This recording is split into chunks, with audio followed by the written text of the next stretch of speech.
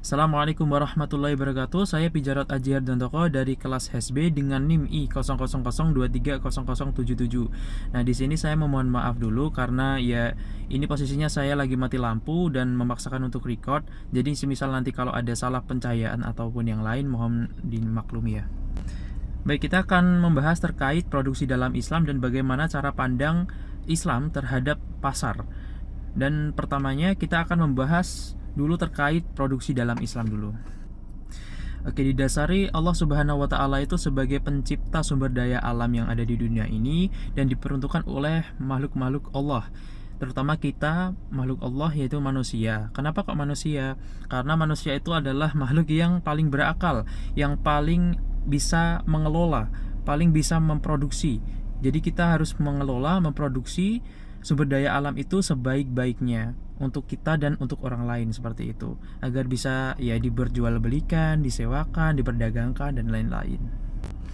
Dan selanjutnya itu adalah tujuan akhir produksi dalam Islam. Nah, tujuan akhir produksi dalam Islam itu tidak hanya berpacu pada keuntungan atau profit yang banyak, tetapi dalam Islam kebaikan itu bagi bumi dan seisinya. Bagaimana caranya? Yaitu dengan ada 4 cara. Yang pertama adalah jangan membahayakan seseorang. Yang kedua adalah jangan membahayakan kehidupan seseorang. Yang ketiga, jangan mencuri hak intelektual seseorang. Dan keempat, jangan sampai merusak nasab seseorang. Itu. Jadi kita harus memakai dengan cara menaati rambu-rambu syariah yang sudah disebutkan tadi. Oke, selanjutnya ada 3 tingkatan produksi dalam Islam. Yang pertama adalah daruriyat atau barang-barang dasar yang dibutuhkan manusia atau barang yang sering diproduksi seperti air, ada angin, maksudnya yang biasa, yang dasar lah, yang dasar seperti itu. Dan yang kedua adalah hajiat atau barang-barang pelengkap gitu. Misal kita butuh mobil, butuh motor gitu, butuh alat-alat sekunder yang lainnya seperti itu. Yang ketiga ada tahsiniyat atau barang-barang mewah. Nah, mungkin kita kalau udah punya rezeki lebih gitu, kita akan pengen tuh beli-beli barang-barang mewah kayak misalnya apa ya, Gallardo atau yang lain seperti itu, Tesla boleh. Dan selanjutnya untuk memaksimalkan profit. Jadi tentu saja tujuan produksi Islam itu sama seperti halnya yang konvensional. Maksudnya itu memaksimalkan profit juga. Enggak kok cuman kita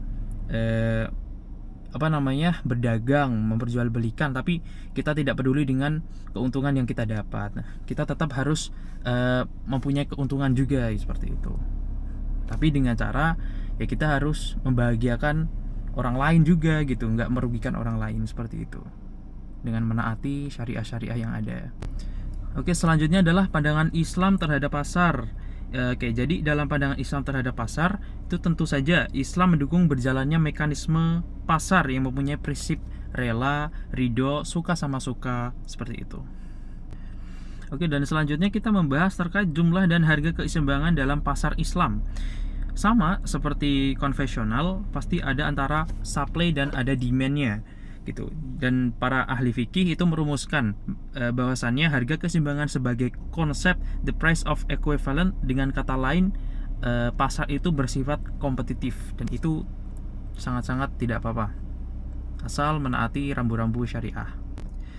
Ada selanjutnya kegiatan membeli barang yang dilarang atau demand ya, mengonsumsi secara proporsional itu tidak boleh. Tidak boleh membeli sesuatu yang berlebihan, tidak boleh membeli yang haram gitu ya, dan melarang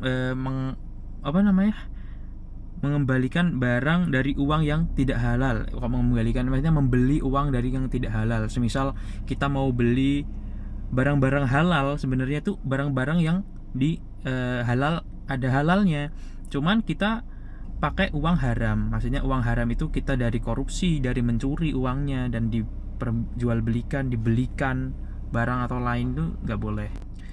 Selanjutnya adalah intervensi pasar dalam Islam ada 2. Yang pertama ada floor price, yaitu menetapkan harga minimal ketika dirasa harga pasar itu terlalu rendah.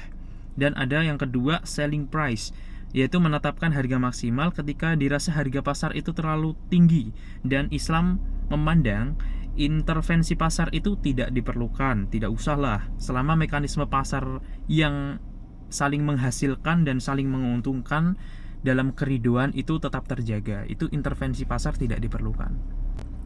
Oke, jadi kesimpulannya, jika ada floor price menyebabkan surplus konsumen berkurang, sebagian surplus konsumen yang berkurang tersebut menjadi tambahan surplus produsen, dan sebagian menjadi deadweight loss yang sudah pernah kita bahas deadweight loss yang lalu.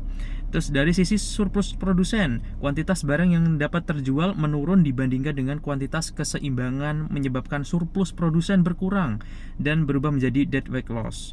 Dan yang kedua adalah adanya selling price. Apa itu selling price tadi? Itu akan menyebabkan surplus produsen berkurang juga. Sebagian surplus produsen yang berkurang tersebut menjadi tambahan surplus produsen, dan sebagian menjadi deadweight loss. Dan dari sisi ini, surplus konsumen, kuantitas barang yang dapat dibeli itu menurun dibandingkan dengan kuantitas keseimbangan, menyebabkan surplus konsumennya berkurang dan berubah menjadi deadweight loss juga. Seperti itu. Baik, demikian penjelasan dari saya terkait produksi dalam Islam dan pandangan Islam terhadap pasar. Ya, mungkin kalau ada salah kata ataupun salah dalam menyampaikan materi, memohon dikoreksi juga, karena ini saya juga awam untuk pertama kalinya untuk ini. Baik, akhir salam, saya Bijarat Aji Harjantoko, pamit undur diri. Assalamualaikum warahmatullahi wabarakatuh. Terima kasih.